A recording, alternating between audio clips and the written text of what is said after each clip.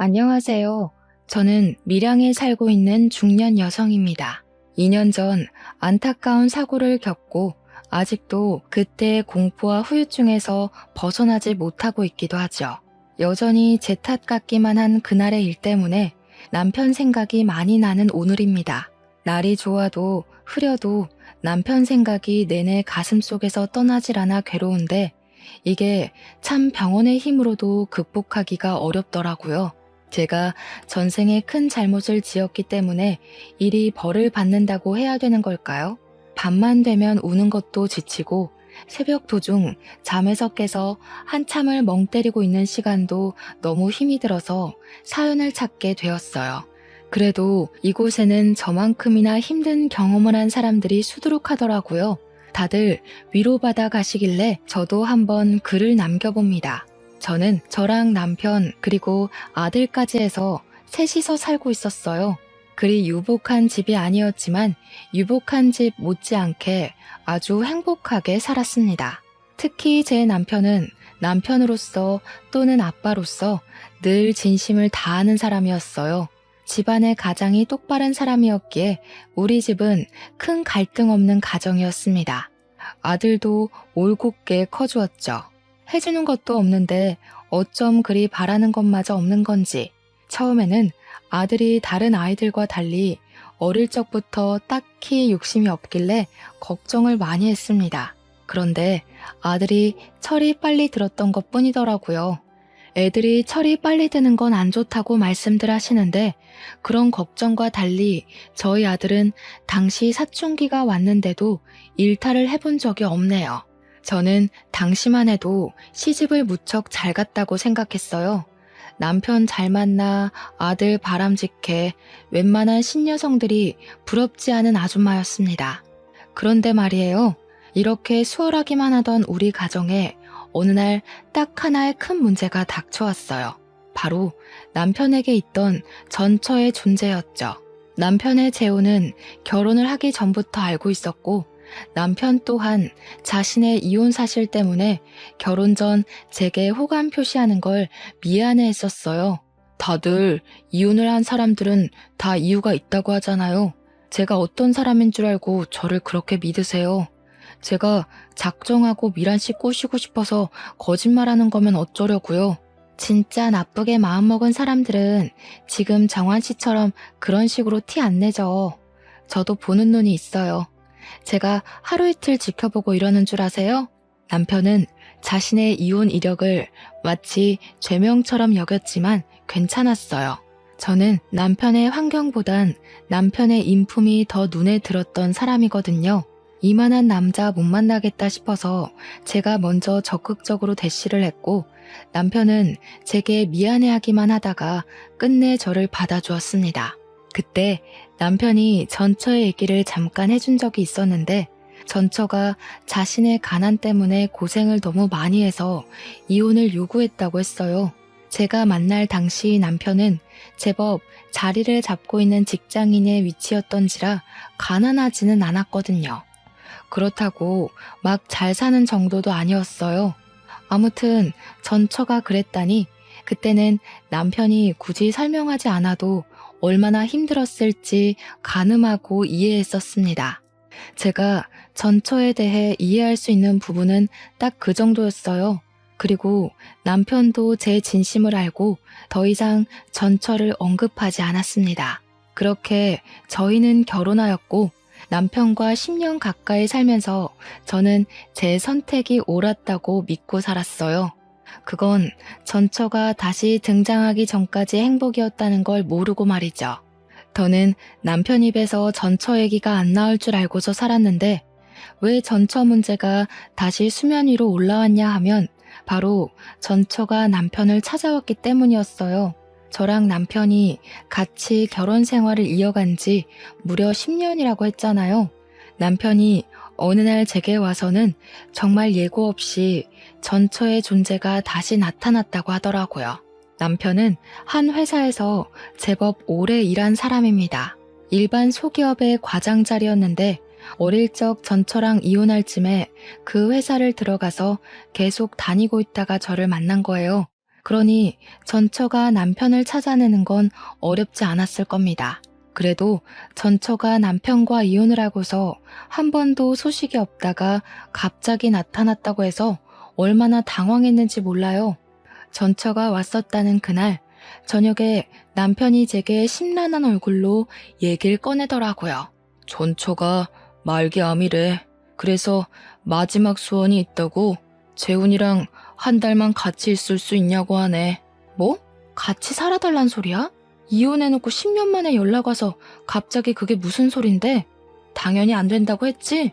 미안해. 아직 대답 못했어.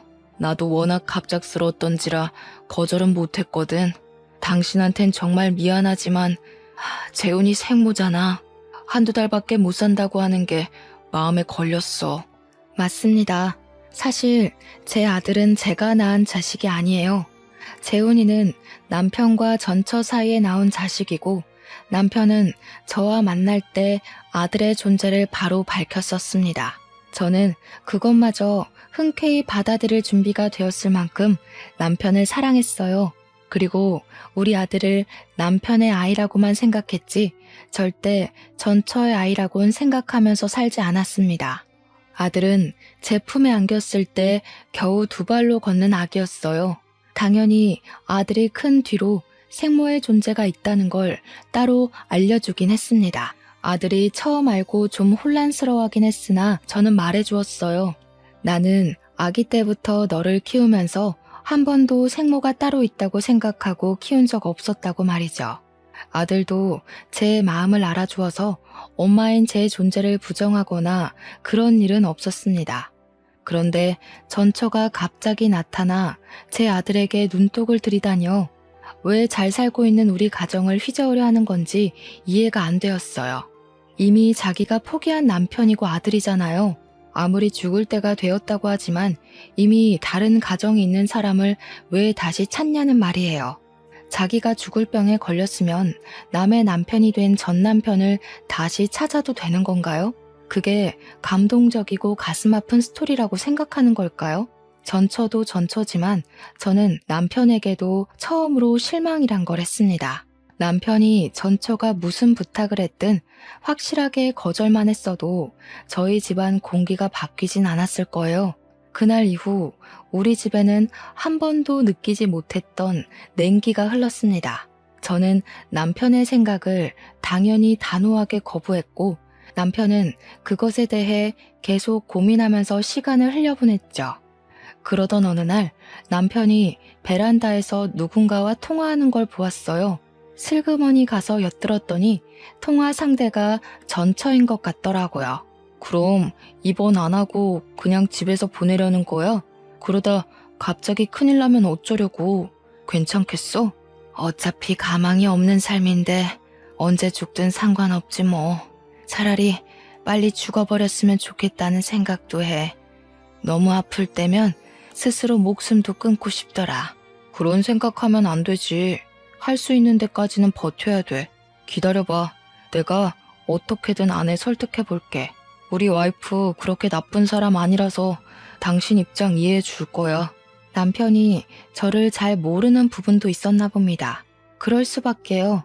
10년 넘게 살아오면서 저 또한 남편에게 이럴 수 있는 여자라는 걸 처음 알았거든요.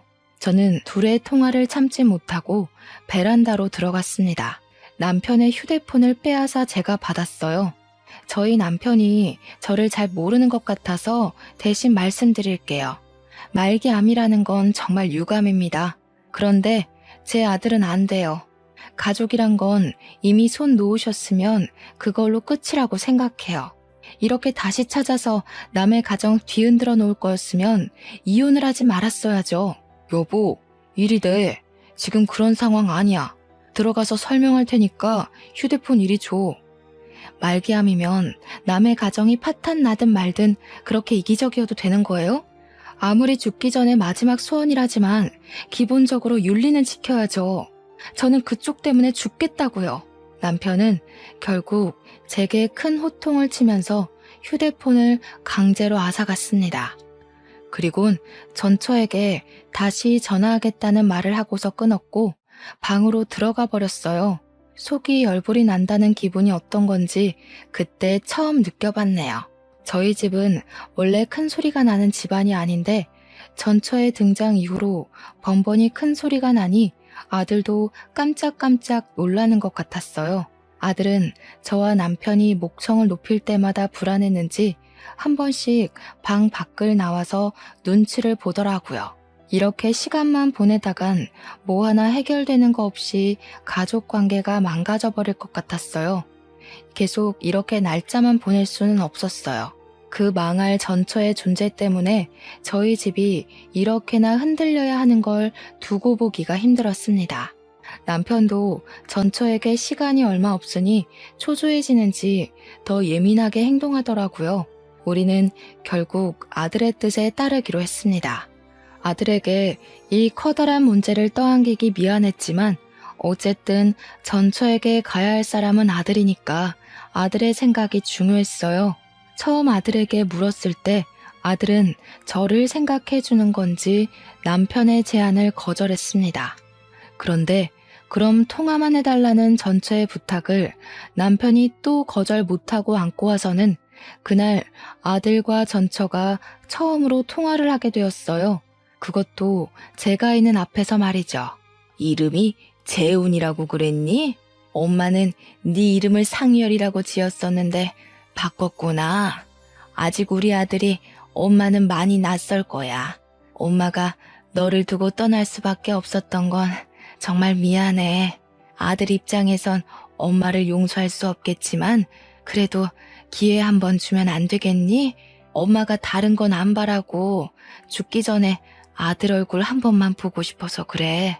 착한 우리 아들은 생모의 절절한 부탁에 결국 마음이 약해서 거절을 하지 못했고 우리와 상의 없이 이미 전처에게 알겠다고 약속을 해버렸더군요. 생모는 남편처럼 재혼도 안 하고 혼자 계속 살았고 변변한 직장도 없이 기초 수급자로 계속 지내온 듯 했습니다. 저희 아들에게 그런 점을 더 어필했어요. 다른 건 모르겠고 자꾸 제 아들에게 엄마 거리는 게 무척 거슬리더군요. 그래서 또 한 번 휴대폰을 빼앗아 전처에게 따지고 싶었지만 아들의 선택이니 참을 수밖에 없었습니다. 아들은 통화를 끊고 나서 제게 미안하다고 눈물을 보였어요. 가슴이 아팠습니다. 이게 어디 아들 잘못인가요? 전처에게 정을 떼지 못하고 있었던 남편의 어리석은 판단 때문이지. 결국 저는 저 나름대로 속이 미어 터졌지만 우리 아들을 전처 품에 한 달 동안 보내주기로 결정을 내렸습니다. 남편이 아들을 싣고 전처에게 데려다 주려는 첫날 제가 얼마나 많이 울었는지 모릅니다. 마치 남편과 아들을 빼앗기는 기분을 느꼈거든요. 그렇게 아들 없이 한 달을 살아야 했던 기간 동안에 제 세상은 거의 9천이나 다름없었어요. 하루가 1년처럼 길기만 했습니다. 제가 시름시름 앓으며 점차 기운을 잃어가니 남편이 제 걱정이 되긴 했나 보더라고요. 매일 아들을 찾아가서는 저한테 아들 사진 보여주고 잘 있다고 계속 안심시켜 주었습니다. 남편은 일부러 저를 위해 전처가 걸려있는 사진은 보여주지 않으려고 했었어요. 하지만 제 머리엔 남편과 전처와 아들이 함께 있는 모습이 자꾸 그려졌고 분명 다 내 가족들인데 제가 마치 불청객이 된 것 같은 느낌을 계속 받았습니다. 그래서 그때마다 제 목소리는 자꾸 뾰족하게 흘러나갔죠. 어쩌라고? 나한테 자랑하는 거야? 지금 당신이랑 아들이 누구를 더 원하는지 그걸 보여주고 싶은 거야? 그런 게 아니잖아. 재훈이는 계속 너 보고 싶다고 해. 우리가 아무리 전처 사정 봐주고 있다고 하지만 내 아내는 너고 재훈이 엄마도 너야. 네가 안 불안해했으면 좋겠기에 나도 최대한 노력하고 있는 건데 왜 몰라줘. 솔직히 힘들잖아. 나는 아직도 말이 안 된다고 생각해. 어느 집 사람이 전처 죽을 때 됐다고 남편 갖다 바치고 아들 갖다 바치고 하겠어. 남편은 저 위로되라고 노력하는 거겠지만 남편이 노력하면 할수록 저는 더더욱 남편의 재혼녀밖에 안 된다는 인식만 커갔어요. 밤새 몰래 우는 것도 지쳐가며 보낸 시간이 어느덧 한 달째가 되던 날, 그 하루 전날이었습니다. 남편은 어김없이 아들에게 방문을 했고, 그날은 작별하기 하루 전이라 전처랑 마지막 저녁 식사를 같이 해주기로 했다네요. 전처도 더 이상 아들 안 찾겠대. 내일 입원한다고 하더라고. 병원에 데려다 주기로 했어. 그동안 내 사정 이해해줘서 고마워. 내가 앞으로 당신한테 더 잘할게. 전처가 다른 말 해도 이젠 더 이상 안 봐줘. 무조건 내 아들 데리고 오는 거야? 그리고 그 여자가 어떻게 눈을 감든 그것도 당신이 신경 안 썼으면 좋겠어. 당연하지. 전처도 가족 있으니까 마지막 가는 길엔 굳이 나랑 아들이 필요 없어. 나도 그렇게까지 해줄 생각은 없고. 다시 한번 말하지만 나 전처한테 아무런 마음도 없어. 내가 좋아하는 건 당신이야. 이젠 평생 속 안 썩일게.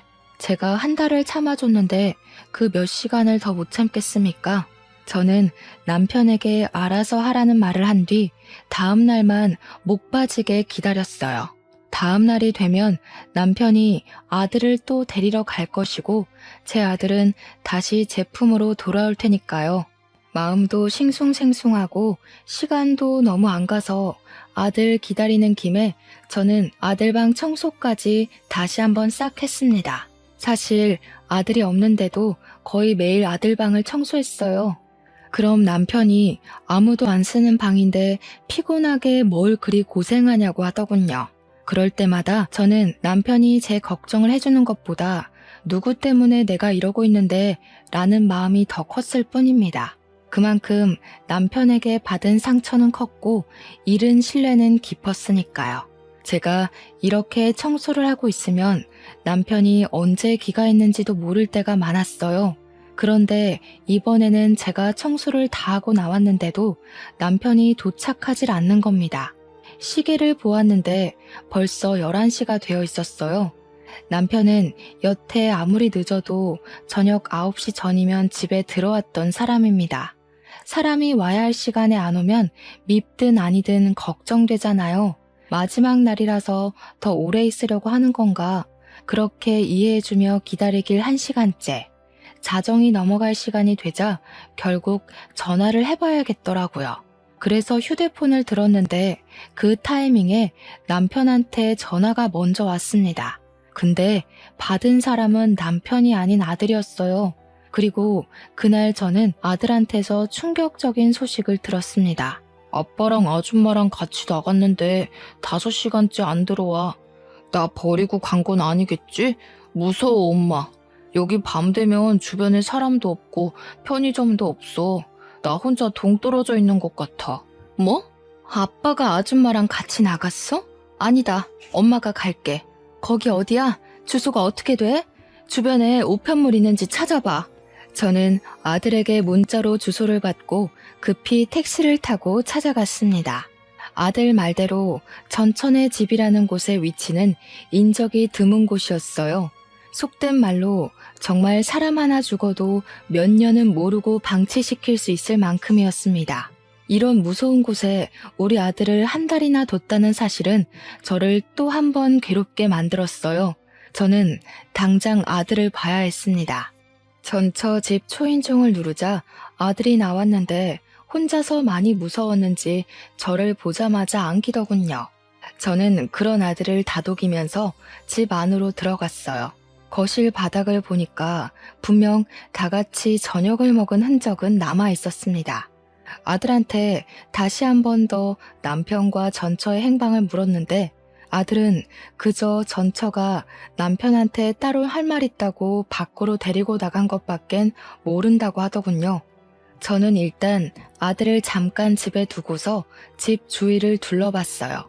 남편을 부르면서 돌아봤으나 찾을 수가 없었습니다. 남편 폰으로 전처 연락처를 찾아서 전화해도 전처 휴대폰마저 꺼져 있어서 기다리는 것 말고는 할 수 있는 방법이 없었어요. 그렇게 저는 아들과 같이 그곳에서 하루를 지냈습니다. 그럼에도 전처랑 남편은 나타나질 않았고 어쩔 수 없던 저는 일단 아들을 데려간다는 메모만 적은 뒤 그 집을 빠져나왔어요. 그리고 저는 그렇게 남편을 잃게 되었습니다. 며칠째 연락도 없고 돌아오지도 않길래 남편을 실종 신고까지 해야 했네요. 당최 이게 무슨 일인지 어안이 벙벙했어요. 남편이 이렇게 사라진 것이 혹시 그 말기암 전처에게 마음이 흔들렸기 때문일까? 그런 생각도 했습니다. 설마 둘이서 외국 병원으로 가버린 건가 싶기도 했고요. 하지만 그 생각들은 전처가 말기암이라는 전제가 있는 한 발생할 확률이 희박한 결론들이었어요. 곧 죽을 사람이 어떻게 도망을 친단 말입니까? 그만한 체력이 안 되잖아요. 그러나 만에 하나 정말로 둘이 다시 눈이 맞아서 달아난 거라면 믿고 싶지 않았지만 자꾸 생각나는 결론이 그런 쪽밖에 없었어요. 저는 그날 이후 밥도 제대로 못 먹었고 매일 아들만 붙잡고서 눈물을 흘렸습니다. 그렇게 한 달이 다 되어가도 남편이 나타나질 않자 저는 그제야 남편이 우릴 버렸다고 인정했어요. 하지만 이해는 안 되었습니다. 제가 아는 남편은 절대 여자 때문에 가정을 버릴 남편이 아니니까요. 어느 정도 시간이 흐른 뒤에는 남편 실종 사정도 제게 무척 중요한 일이지만 그보다 당장 눈앞의 경제 생활이 더 문제가 되었어요. 그래서 저는 일단 심란한 마음을 억누르고 직장을 찾아야 했습니다. 그렇게 그날도 마찬가지로 아르바이트 면접을 보고 돌아오던 날이었어요. 통장에 얼마 있는지 잔액을 확인한다고 잠깐 은행을 들렸는데 그곳에서 뜻밖의 인물을 만나게 되었는데요. 바로 남편의 전처였어요. 창구에 일을 보러 온 것 같더라고요. 옆에는 모르는 남자까지 끼고 있었습니다. 그런데 여기서 제가 혼란스러웠던 건 분명 전처는 말기암이라고 했는데 그날 제가 본 모습은 다 죽어가는 저보다 건강해 보였고 사이좋게 손잡고 있는 아저씨랑도 마주보고 잘만 웃고 있었어요. 누가 저런 사람을 보고 말기암이라고 할까 싶을 정도의 멀쩡한 몸뚱어리였습니다. 이미 남편이 말했던 전처의 시한부 기한은 지난 상태였어요. 남편 말대로라면 전처는 이미 이 세상 사람이 아니어야 했다고요. 그런데 왜 살아있는 거지? 너무 혼란스러우면서도 전처랑 같이 있어야 할 제 남편의 존재가 궁금했습니다. 남편이 전처랑 같이 있다가 사라졌으니 제 눈앞에 나타난 전처처럼 남편도 나타나줘야 하는 거잖아요. 전처를 발견한 순간 저는 심장이 빠르게 뛰면서 순간 눈이 돌아버렸어요. 사람들이 많다는 것도 잊어버리고 전처한테 쫓아가 전처의 멱살을 붙잡았습니다. 뭐야 당신? 네가 왜 살아있어? 내 남편은 어쩌고 당신이 왜 여기 있냐고. 내 남편이랑 같이 있었던 거 아니야? 너랑 같이 있다가 없어졌잖아. 어머, 이 아줌마가 왜 이래? 무슨 소리 하는지 모르겠거든요? 사람 잘못 본 거겠죠. 여기 경찰 좀 불러주세요. 내 남편 어쨌어? 내 남편 어디 가고 왜 딴 남자랑 있는 거야? 둘이 도망친 거 아니었어? 도대체 그날 무슨 일이 있었던 거냐고. 당황한 전처는 자기 딴에 머리 좀 굴리다가 저를 정신 나간 사람 취급하는 걸로 방향을 틀었습니다. 그때 옆에서 전처 애인인지 뭔지 저를 떼어내고 패대기 쳤고 쌍욕을 하면서 전처를 데리고 나가버렸어요. 주변 사람들이 다친 저를 걱정해줬으나 저는 그 손길들 모두 외면한 채 그들 뒤를 황급히 쫓아갔습니다. 하지만 그들이 차를 타고 사라지는 바람에 놓쳐버리게 되었죠. 그런 찝찝한 마음으로 아무것도 하지 못하고서 집에 돌아와야 했습니다. 그런데 아무래도 이상하고 말이 안 돼서 도무지 전처 모습을 지울 수가 없더라고요. 분명 전처는 말기암이라고 남편이 그렇게 말을 했는데 어떻게 저리 버젓이 돌아다닐 수가 있단 말인가요? 말기암이라고 거짓말을 했다면 모를까. 일도 못 알아보고 누워서 이틀은 보낸 저는 결국 갑갑함을 참지 못하고 지난번에 찾아갔던 전처 집을 다시 몰래 찾아갔습니다. 대낮에 찾아갔던지라 집에 사람은 아직 사는 것 같은데 다 외출을 나간 것처럼 보였어요. 언제 돌아올지 몰랐는데도 저는 다시 한 번 더 두 눈으로 확인하고 싶었습니다. 인연이 만약 제 남편과 아들을 상대로 거짓말을 한 게 맞는다면 절대 그냥 넘어가지 않을 생각이었거든요. 그렇게 집 주위에 몇 시간을 은닉하고 있던 저는 집 주위로 숨어들었다가 저녁이 다 돼서야 전처의 모습을 확인할 수 있었습니다. 전처는 어김없이 그때 그 남자와 또 같이 나타났어요. 보아하니 남자랑 이 집에서 같이 동거를 하는 낌새더군요. 전처가 남자의 팔짱을 끼면서 집으로 들어가는데 제가 숨어있는 곳으로 그들이 하는 대화가 들렸어요. 들통나는 건 아니겠지? 아무래도 그 아줌마가 날 본 게 마음에 걸리네. 그 아줌마랑 저번에 통화했을 때 당신도 들어서 알잖아. 목소리만 들어도 얼마나 억측스러워? 보험심사만 통과하면 바로 여기 뜰 거라서 겁낼 필요 없어. 그 아줌마는 그냥 평생 제 남편 실종된 줄 알고 살 거야. 남편 없으면 아무것도 못하는 여자가 무슨 능력으로 알아내겠어? 우리는 그냥 입 다물고 호의호식하며 살면 돼. 저들이 무슨 대화를 하는 건지 구체적으로는 모르겠지만 일단 우리 남편한테 무슨 짓을 한 건 분명하단 확신이 들었어요. 남편이 실종된 걸로 알게 만들었다는 건 자기네들이 남편에게 무슨 짓을 했다는 거 아니겠습니까? 저는 울음을 참으면서 그들을 동영상으로 촬영했고 그날 바로 경찰서로 달려갔습니다. 얼마나 다리가 후들거렸는지 몰라요. 경찰서에 가서도 어디서부터 어떻게 말을 시작해야 할지 몰라서 그저 생각나는 대로 중구난방 얘기를 꺼냈어요.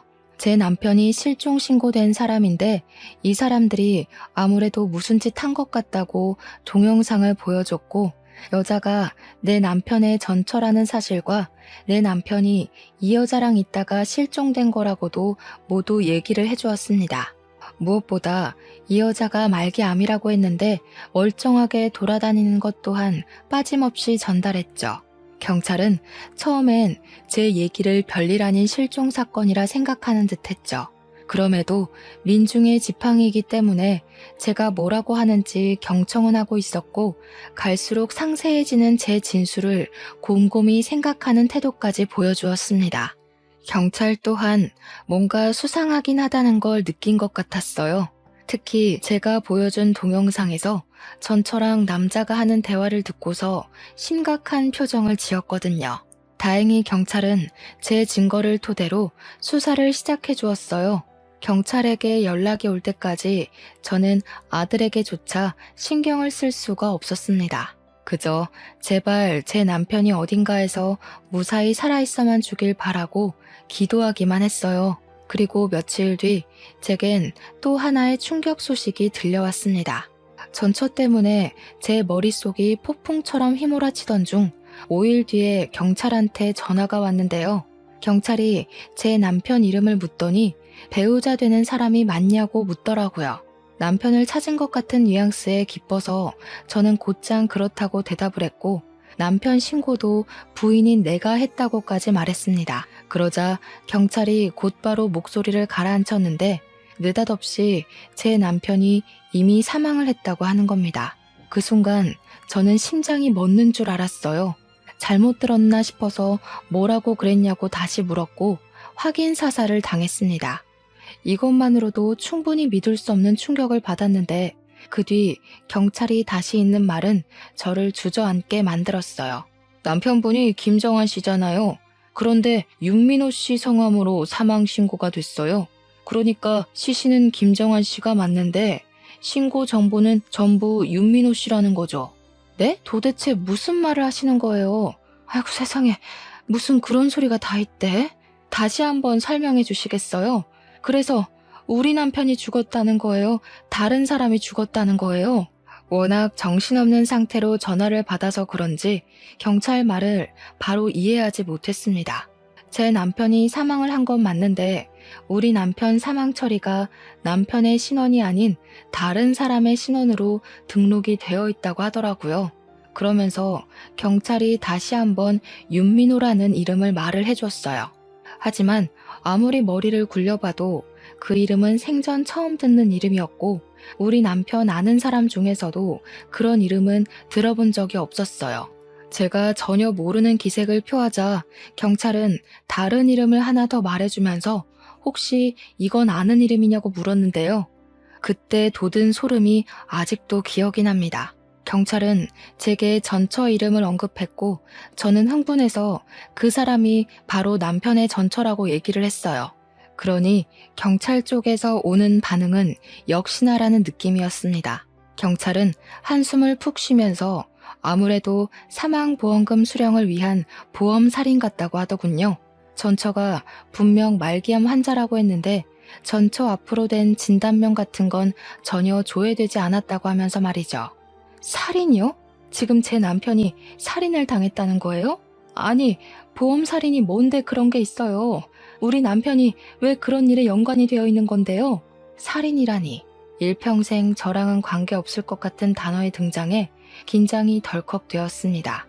대체 이게 뭔 난리인가 싶어서 일단은 경찰이 해주는 말을 부정했어요. 내 남편 사망 아니라고 뭐 잘못한 거 아니냐부터 내가 애초에 실종해서 신고를 했던 건데 뜬금없이 사망 소식을 전하는 게 말이냐고, 대체 이게 뭔 소리냐고 겁에 질려서 질문만 했어요. 하지만 경찰한테서는 제가 듣고 싶은 대답을 들을 순 없었고 오히려 반복적인 답과 더욱 깊은 내막만 알게 되었습니다. 전처는 저희 남편과 이혼을 하고 재혼을 했다고 했어요. 자기 재혼남이랑 짜고 재혼남에게 든 사망보험금을 타기 위해 의도적으로 제 남편에게 접근을 했던 거랍니다. 제 남편이 복숭아 알레르기가 있는데 그걸 알고 있던 전처가 술에다 복숭아즙을 타서 남편을 호흡곤란으로 죽음에 이르게 했고 죽은 제 남편을 재혼남으로 위장시켜 재혼남의 사망보험금을 타려고 했던 것이래요. 실제 재혼남 앞으로 사망보험이 너무 많이 들어있어서 이를 수상하게 여긴 보험회사가 조회를 하고 조사를 시작했고 사기라는 것이 발각되었다고 했습니다.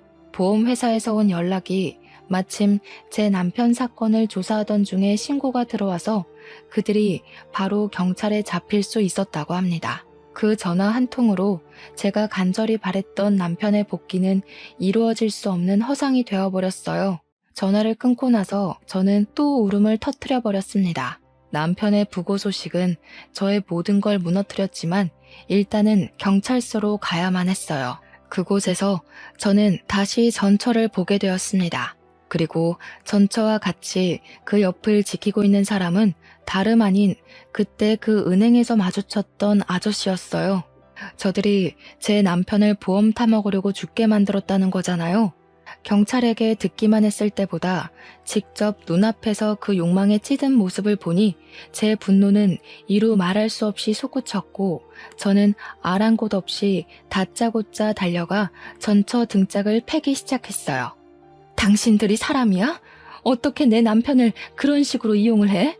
한때 가족이었던 사람한테 어떻게 그럴 수가 있냐고. 내 남편은 네가 죽는다고 했을 때 아들 생모라고 안쓰러워하기까지 했는데 어떻게 그런 착한 사람한테 정신 나간 짓을 할 수가 있어? 전처는 제게 두들겨 맞는 것에 짜증내면서도 자기 재혼남한테 성질을 부렸습니다. 내가 이 아줌마 찝찝하다고 했지. 진작에 이 아줌마까지 손봤으면 걸리는 일 없었을 거 아니야. 대담한 짓까지 해놓고 왜 이런 실수를 대비 안 해? 네 탓이라고? 집 주소 들킨 게 누군데? 애초에 너네 집 노출 안 시키고 어디 다른 데로 애 불렀으면 이런 일까지 안 왔겠지. 둘은 서로 반성할 기미는 안 보이고 서로 제 남편 죽인 걸 등한시하고 있었습니다.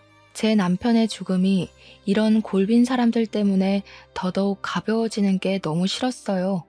저는 오열을 하면서 바로 전처의 머리채를 잡고 흔들었습니다. 차라리 말기암 걸려서 죽어버리는 게 나았다고, 왜 살아서 나한테 이런 끔찍한 경험을 안겨주냐고 원망하였어요. 나 때는 그놈 쥐뿔도 없었다고. 전부인한테 이 정도는 해줄 수 있는 거잖아. 그놈 가난뱅이일 때 고생한 건 나야. 뒤치다거리 내가 다 해줘서 취직시켰던 거라고. 고생이란 고생은 내가 다 했는데 정작 보상을 당신이 받는 건 억울하지. 아무리 그래도 그렇지 어떻게 사람을 죽일 생각을 해? 네가 뭐라고 짓거리든 짐승만도 못한 짓 벌인 건 사실이야. 착한 사람 이용해서 죽여놓고 뻔뻔하게 변명하고 싶어? 남편이 날 버린 줄 알고 얼마나 원망했었는데 니까짓게 이런 짓을 벌인 줄도 모르고 나는 남편이 가는 순간에도 남편 욕만 했었다고. 우리가 뭘 잘못했다고 이런 지옥을 떠넘겨? 그런 남자 골라서 결혼한 건 그쪽 선택이잖아. 그쪽이 잘못 선택해서 이 꼴 난 걸 왜 나한테 따져? 내 전 남편 재혼녀가 그쪽 아니었어도 전 남편은 이렇게 될 운명이었어. 당신이 거길 기어들어온 거잖아. 솔직히 당신도 돈 못 받을까봐 이렇게 난동 부리는 거 아니야? 남편이 전처의 처지를 얼마나 잘 이해해줬는데 어떻게 이런 저급한 발언을 할 수가 있는 건지. 이런 괴물 같은 사람이 같은 땅을 밟고 살아가고 있다는 게 믿기지가 않았어요. 저는 참지 못하고 전처의 뺨을 후려쳤습니다. 전처 재혼남은 전처랑 다퉈서 전처한테 기분이라도 상했나 보더라고요. 제가 전처의 뺨을 때리든 말든 신경 안 쓰는 거 있죠? 이 괴물 같은 년아, 너 같은 잡종들은 절대 깜빵에서 나오면 안 돼.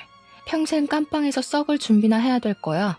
감히 착한 내 남편을 죽이고 다시 바깥 놔둘 수 있을 것 같아? 네가 기어 나오면 내가 또 쳐넣을 거니까 평생 네가 뭘 잘못했는지 뼈저리게 느껴보라고. 제 남편은 정말 좋은 마음으로 전처의 마지막 길을 배웅해 주려고 했던 건데 왜 죽어서 돌아와야 했을까요? 생각할수록 너무 화가 났고 전처랑 재혼남에게서 반성의 기미가 안 보여 더 괴로웠습니다.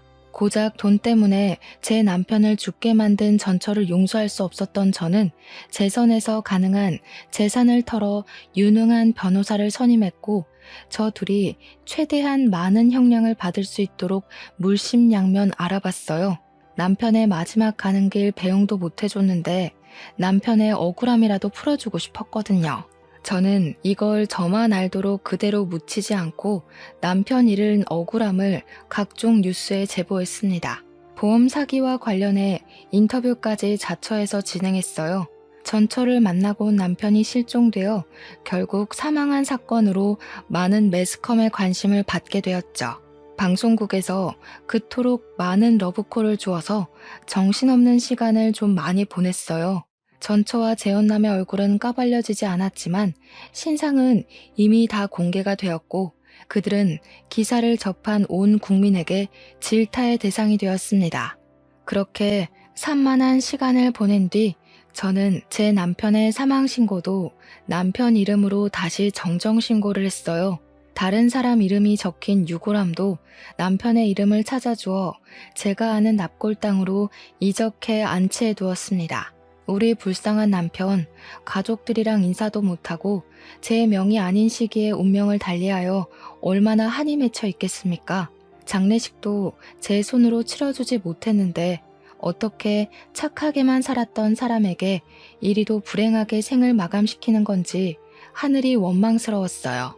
이렇게 제게서 남편을 앗아간 그 썩을 놈들을 고소했는데도 제 마음은 구멍이 뚫린 것 마냥 허하기만 했습니다. 아무래도 제가 뭘 하든 남편은 영영 돌아올 수 없는 곳으로 가버렸다는 사실을 받아들이기 싫었기 때문이겠죠. 이런 제 사정을 알아주신 건지 보도를 탄 이후 저희 동네뿐만 아니라 모르는 사람들까지도 저와 아들의 처지를 알아봐 주셨어요.